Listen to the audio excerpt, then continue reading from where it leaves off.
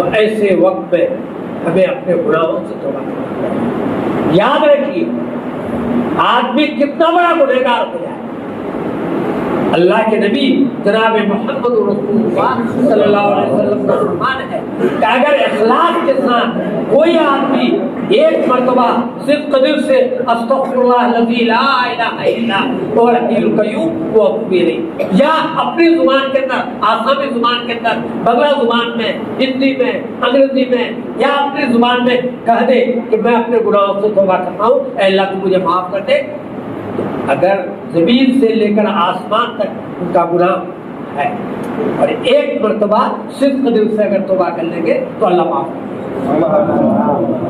اللہ تو بار بار توبہ کرنے والوں کو، گناہ کے مغفرت طلب کرنے والوں کو اپنی رحمت کے سائے میں رکھتے ہیں۔ میں ایک واقعہ سنا کر اپنی بات کو ختم کرتا ہوں۔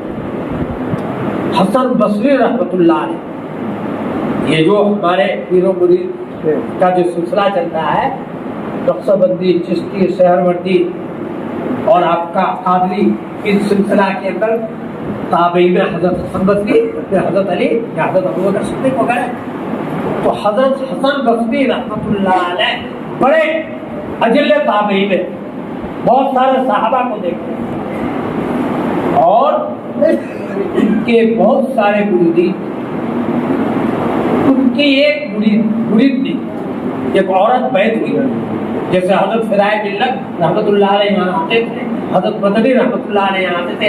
ابھی جو ہے مولانا جو ہے کہہ رہے تھے کہ حضرت مدنی رحمۃ اللہ علیہ کے زمانے میں جو بات تھی آج وہ بات نہیں ہے، اس لیے کہ ہم کسی سے بولے کوئی نہیں، کسی کے ہاتھ پہ ہاتھ رکھ کر کے اپنے گناہوں سے توبہ نہیں کیے، اس لیے حالات میں تبدیلی آ گئی ہے۔ تو ایک عورت بیت ہوئی، غریب عورت تھی، شوہر کا انتقال ہو گیا تھا، ایک لڑکا تھا جوان، لیکن دنیا کا کوئی گناہ ایسا نہیں تھا جو وہ لڑکا نہیں کرتا تھا۔ شراب پینا، بدکاری کرنا، ظلم کرنا، نماز نہ پڑھنا، یہ تمام برائیاں جو ہو سکتی ہیں وہ تمام برائیاں ان کے اندر پائی جاتی ہیں۔ حسن بصری بھی اس کو سمجھایا، اس کی ماں بھی اس کو سمجھایا، لیکن لڑکا تو یہ سمجھ رہا تھا کہ ابھی شباب ہے، کر لیں خطائیں کی بڑھ کے، پھر یہ عمر رواں ملے یا نہ ملے، جوانی کے جوش میں جو چاہو کر لو، لیکن اللہ بہت وقت مقررہ پر لے لے۔ بہت جو جتنی آدمی کی عمر ہے اس عمر میں نہ ایک سیکنڈ آگے آئے گی نہ ایک سیکنڈ بعد میں آئے گی۔ جوان، بچے، بوڑھے، عورت، مرد سب دنیا سے جا رہے ہیں، ولی، بزرگ، فاسق، فاجر، سب کے سب۔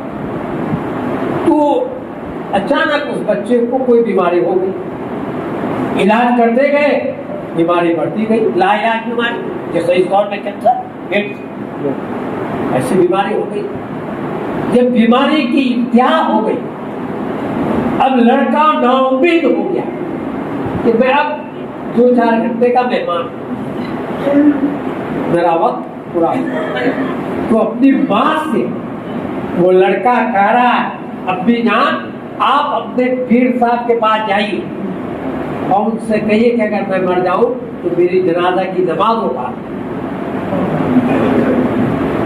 اس لیے کہ اگر وہ آ گئے تو پورے محلہ والے آ جائیں گے حسن بصری کی وجہ سے، اور اگر وہ نہیں آئے تو محلہ والا میرے خباثت اور میرے گناہ ان کے سامنے وہ مجھے چھوئے گا، کوئی جنازہ نہیں۔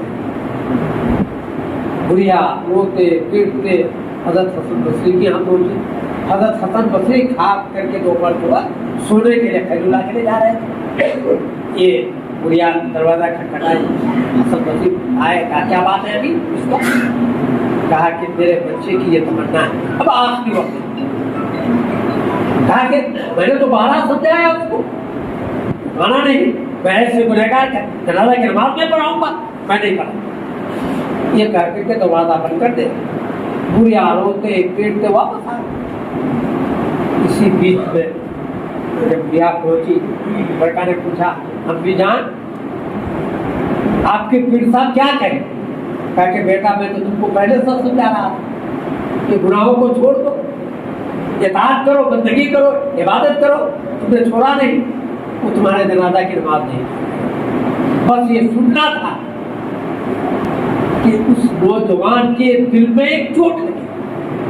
توبہ اصل تو دل سے ہوتا ہے، دل میں شرمندگی آ جائے اور آئندہ نہ کرنے کا ارادہ کر لے، اسی کو توبہ کہتے ہیں۔ ایک چوٹ لگی کہ میں اتنا نافرمان، اتنا گنہگار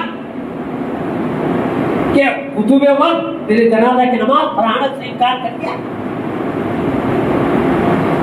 اس نوجوان نے اپنی ماں سے کہا کہ اپنی جان، جب میں مر جاؤں کسی کو خبر نہ کرنا، کسی کو خبر نہ کرنا۔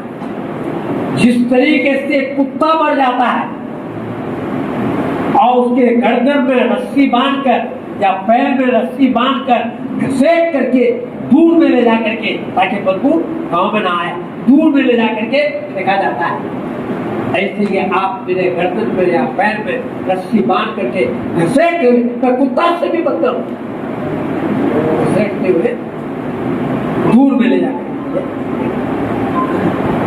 اب یہ گڑیا، اس کے بعد وہ بچہ مر گئی، انتقال کرتا، گڑیا بیٹھی ہوئی ہے۔ کچھ دیر کے بعد دیکھتے ہیں حسن بصری رحمۃ اللہ علیہ خود بخود تشریف لائے اور یہ فرمایا، کہاں ہے تمہارا لڑکا؟ میں اس کو غسل دوں گا، اس کو کفناؤں گا اور اس کے جنازہ کی نماز پڑھوں گا۔ اب اس دنیا کو فکر ہوئی کہ میں تو، میرا خدا جانتا ہے کہ میرا بیٹا مر گیا، یا میں جانتی ہوں، اس کے علاوہ کسی کو تو خبر نہ۔ کہا کہ حضرت آپ کو کیسے ہی ہوا؟ کہا کہ تمہارے آنے کے بعد جب میں لیٹا، آنکھ لگ گئی تو خواب کے اندر اللہ کا دیدار ہوتا ہے، اللہ رب العزت کا دیدار ہوتا ہے۔ اللہ آگے کہتا ہے، اے حسن تو میرا کیسا دوست ہے، اے حسن تو میرا کیسا دوست ہے، ایک میرا دوست مر گیا ہے تو اس کے تجدید و تکفیر میں جانا نہیں چاہتا، بس آپ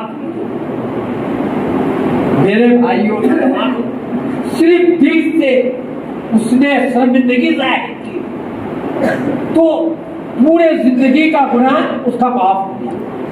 اگر ہم اور آپ اپنے گناہوں سے توبہ کر لیں، راتوں کو اٹھ کر جب سارا عالم سو جائے، چرندے پرندے سو جائیں، صرف اللہ کی ذات باقی زندہ نہیں ہے اور سب سو گئے، تو ایسے وقت میں ہم وضو کریں، 2 رکعت نماز پڑھیں اور اپنے گناہوں کو یاد کر کے 2 قطرہ آنسو بہا دیں تو انشاءاللہ تمام مصیبتیں دور ہو جائیں گی۔ اللہ رب العزت اس ادارے کو ترقی عطا فرمائے۔ 100 سال سے بھی زائد اس ادارے کا ہو چکا ہے۔ شیخ الاسلام رحمۃ اللہ علیہ، حضرت فدائے ملت رحمۃ اللہ علیہ اور کتنے اللہ کے ولی یہاں تشریف لا چکے ہیں، آج ان کے پوتے پر پوتے یہاں تشریف لائے ہیں۔ یقیناً آپ کا قابل رشک ہے کہ ایسے ایسے بزرگان دین آپ کے یہاں آئے ہیں، ان لوگوں کی بدولت انشاءاللہ سبوں کی مغفرت فرما دیں گے، لیکن شرط یہ ہے کہ پہلے ہم سب اپنے گناہوں سے توبہ کر لیں اور یہ عہد کر لیں کہ ہم شریعت کے مطابق زندگی گزاریں گے، سنت کے مطابق زندگی گزاریں گے اور اللہ کے حکموں کو نہیں توڑیں گے۔ وآخر دعوانا